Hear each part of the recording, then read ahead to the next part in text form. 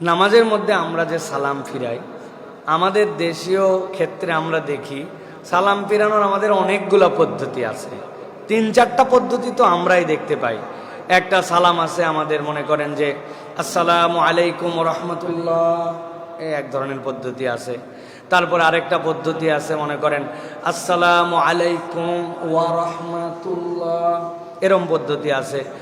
অনেক ধরনের পদ্ধতি আমরা দেখতে পাই। এখন এখানে শরীয়ত আমাদেরকে কি বলতেছে যে সালাম ফিরানোর মাসালাটা কি হবে? সালাম ফিরানোর পদ্ধতিটা মুহাদ্দিসিনে কেরাম ব্যাখ্যা করেছেন।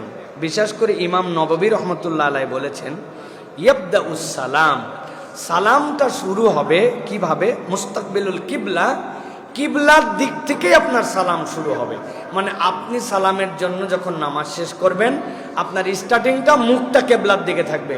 আসসালামু আলাইকুম ওয়া রাহমাতুল্লাহ, আপনার শুরু হয়েছে কিবলা থেকে, শেষ হয়েছে আপনার চোখ কাঁধে বা ডান পাশ দিয়ে আপনার শেষ হয়েছে। এরপরে মাথাটা জায়গা মতো চলে আসবে। আবার যখন দ্বিতীয় সালাম, সেটাও আবার শুরু হবে কিবলা থেকে।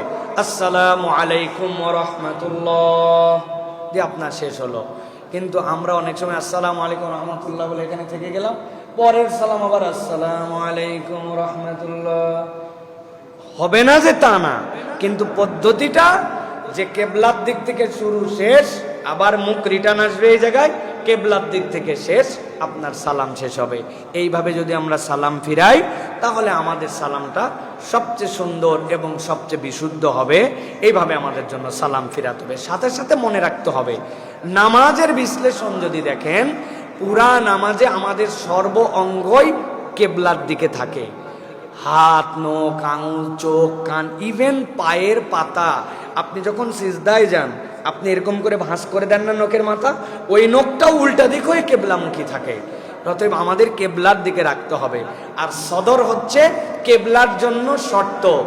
আপনি যদি নামাজের মধ্যে মুখ এরকম ঘুরায় ফেলেন, আপনার নামাজ ভঙ্গ হবে না।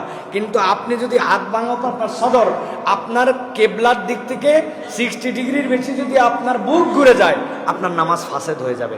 অতএব কেবলাকে টার্গেট করে আমাদের এই সালাম ফিরানো এবং এই সালাম শেষ করা, এভাবে আমাদের সালাম ফেরানোর জন্য চেষ্টা করতে হবে। আল্লাহ তৌফিক দান করেন।